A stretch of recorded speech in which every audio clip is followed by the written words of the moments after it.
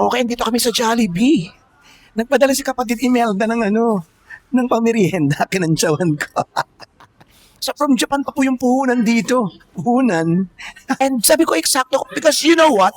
Kababasa ko lang kahapon na after 2 or 3 consecutive years, number one na naman ang Jollibee sa US bilang best-selling or most favorite most favorite fried chicken sa Amerika. Siyempre proud Pinoy. Kaya ngayon, hindi man tayo kumakain ng balat, kakain tayo. Total, first time. Sa matagal na panahon, hindi tayo kumakain talaga ng Tapos siyempre, health ang inuuna natin. Pero ngayon, for the sake of vlog, and for the sake of paying tribute sa pride na ibibigay ng Jollibee, di ba siyempre bahagi tayo doon, kakain tayo ngayon ng wagas.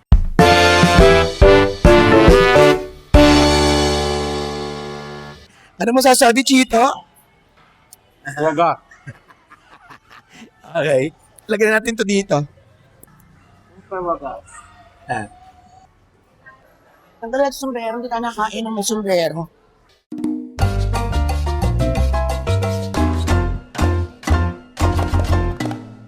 Ang laki eh.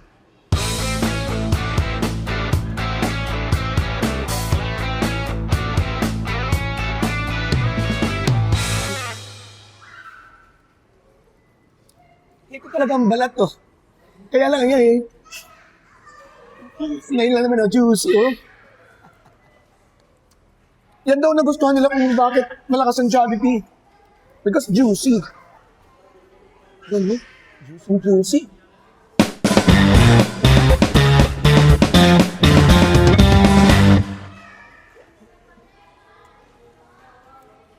Ay, ha? Ketchup ako. Ay, ito. Pero siyempre titikim din tayo. Ay, kakainin nga pala natin ng balat na yun.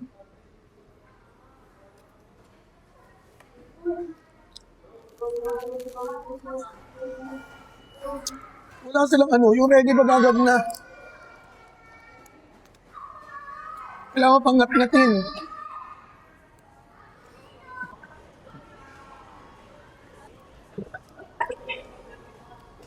Inuulam doon ng Pinoy yan, inuulam. Sabaw. Sabaw.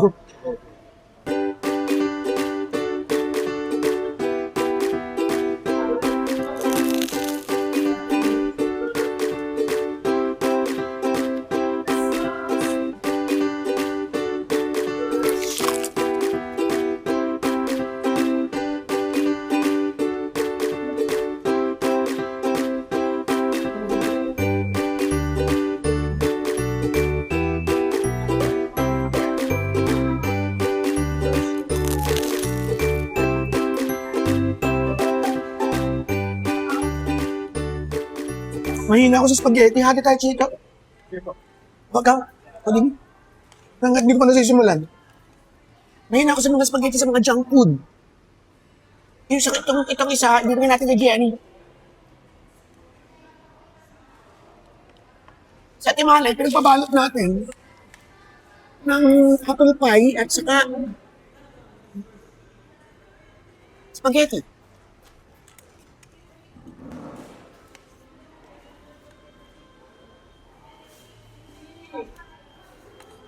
Kunin mo yung hotdog, oh.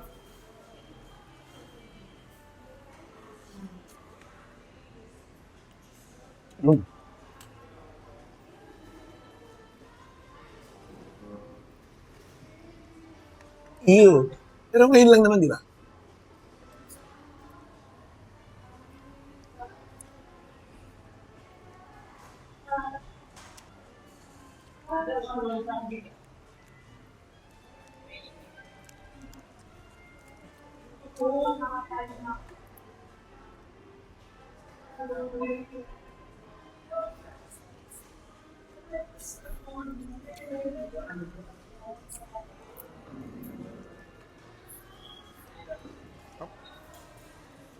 Anong bato-bato?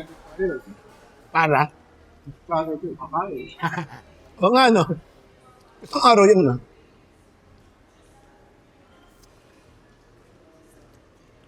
May sahod na tayo, wala pang sahod eh.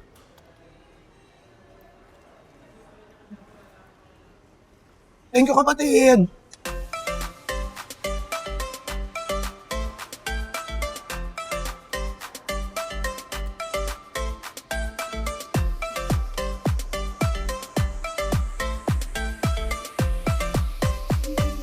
Sarap. Huh?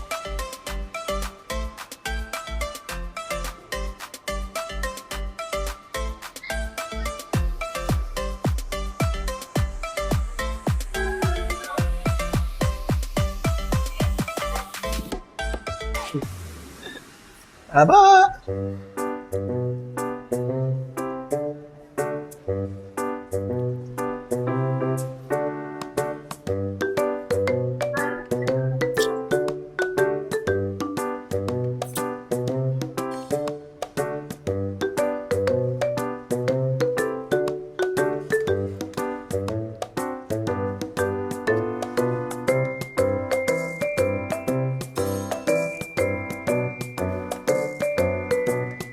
Hindi masarap. Hindi masarap sa eye part. Yung buto-buto na yan. Tapos bibiyakin mo.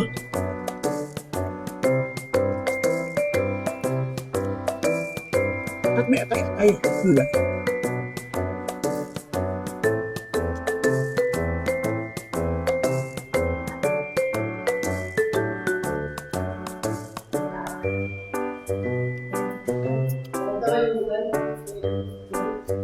Sarap.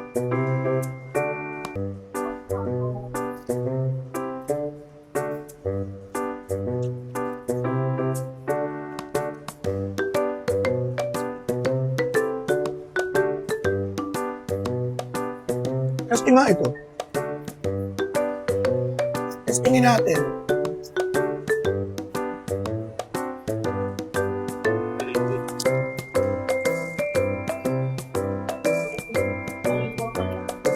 Masarap yan. Para masarap ang Mang Tomas.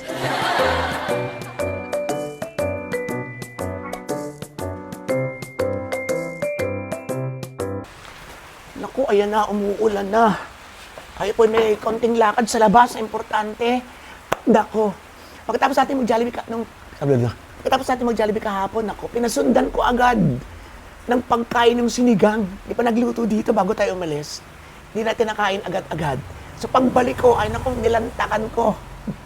Para bagang ano, ang malantakan ko siya ay parang natangay. Yung mga tabang na kain natin sa Jollibee. O sa totoo lang, di ba? Minsan ganyan yung feeling natin kapag nakakakain tayo ng mga bulan lang, mga healthy food. Parang nai-washed out, nai-washed away yung mga taba na nalamo natin. Ay, ang sarap naman ito. Yun. Sarap nito. Sinigang na isda.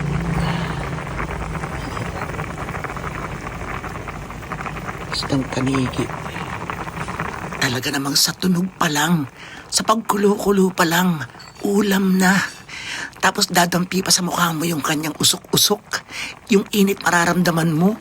Talaga namang wow, nakakapaglaway na agad. Isa na yata ang sinigang sa mga pinakamasasarap na pagkaing Pinoy of all time. Okay talo? Okay, ayan na. Sarap to. Higop muna tayo. Sa akin yung ulo ay pangabay. Sarap! Ayan, ang paborito ko ito. Labanos.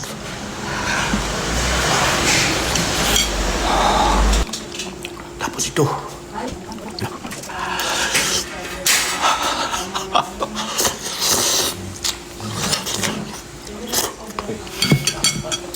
Hop. Siyempre ito. Alam mo naman, oh. Tanigi. Kunti lang kanin natin. Siyempre may sili. 90% ng mga pagkain din mas pwedeng lagyan ng sili, pinapalagyan ko ng siling green.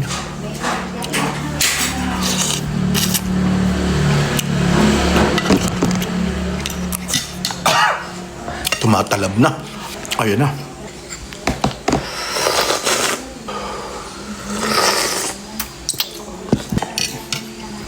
Luya pala yun.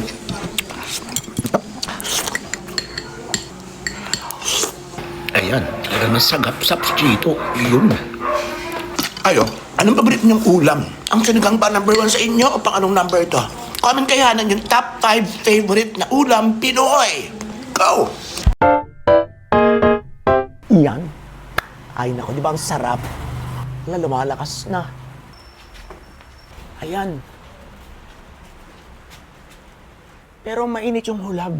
Alam niyo yun? Yung umuulan siya pero pawisan ka. Pero okay lang yan, basta wag lang lalakas. Siyempre. Yung sobra-sobrang lakas, nababahan na naman. Doon lang tayo sa normalang ulan. Yan, yung walang baha-baha. Para sa Maynila, baha na naman ano. Eto yung ating mga fruits. Bango!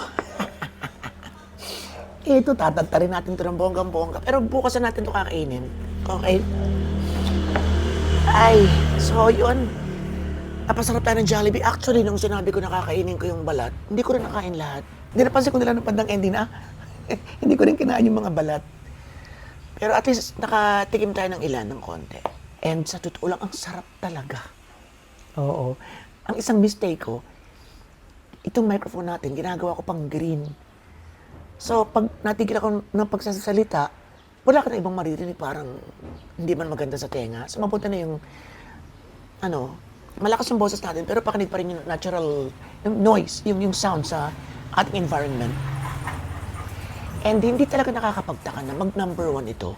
Although hindi pa natin natitikman yung iba, yung ibang mga manok na kasama ron sa survey, siya po ay nag-number 1 sa survey lang naman. Isang show or isang magazine, ang USA Today,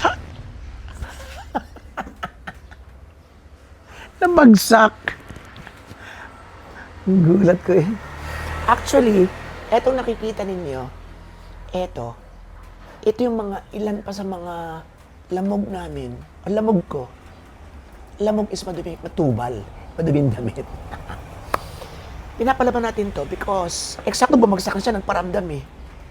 Because tayo po ay igagarage sale natin yung ating mga damit. At ilan pa mga etc. Yun. Sa sunod na vlog natin pag-usapan yan, alright? Para hindi naman tayo maligaw. Basta meron tayo, abangan nyo yan. This week, baka this weekend, ay gawin natin ating garage sale, kung saan pupunta yan. Yun, ang saka na natin pag-usapan. Mahalaga, ready kayo, okay? Baka sa baka sa Sunday. Yan. So, although hindi pa natin natitikman yung mga chicken talaga, ay basically, yung Jollibee per se, ay talagang masarap. Iba sa mga chicken na natikman ko na, parang dati, yung KFC Japan lang talaga yung gusto ko, na talagang, kung pwede ko lang talagang araw-arawin nga eh, nagmamanti-mantika na, hindi siya masyadong namumula, kundi parang mapusyaw yung kulay na, hindi siya crunchy. Ito naman yung opposite crunchy, itong Jollibee. So yung opposites nila, yun ang naging pagkakaiba, pero parehong masarap. Pero kayo, lalo na sa mga taga-Amerika, sa inyo ba, nationality aside, palagay na natin na hindi kayo, na hindi kayo Pinoy, gano'n na lang. Anong pinakamasarap? Kasi minsan pag sinabi, Pinoy siya, tapos sasabihin niya, alam niya mga nagko-comment, nako, hindi proud sa sariling ay nako, nagmamaganda at nagmamagali, nakarating na ng Amerika, akala mo na kung sino. Di ba may gano'n na talaga? Lumalampas na agad dun sa dapat normalan lang. Dapat ay lang. Yung respetuhan ng opinion. Walang galit-galit agad. May gano'n agad, mainit na agad yung ulo. So yun, hindi kayo Pinoy. Ayan. Kung kakayanin din lang na-i-feel natin. Ano talaga? Is it really Jollibee na nag-number 1 sa inyong panlasa dyan sa Amerika? Or considering na nakatikim na kayo dyan ng 5 hanggang 10 manok sa iba't ibang restaurants? Alin na pinakamasarap? Jollibee pa rin ba? Pasok ba man lang sa top 3 nyo? O siya talaga ang pinakamasarap? Comment nyo lang yan sa baba. Tayo ay meron pang lalakarin and maraming salamat yung walang sawang pagsama sa ating bawat kemot ay lumalakas ng ulan. Rinig nyo? Hindi mo ko ingay sa bubong. Ang sarap patulong, parang tinatabad na ako umalis. Okay, so thank you very much. This is very much saying ko sa mga lahat ng Pinoy sa masulot ng world, Ibatology pa more and more and more. Thank you.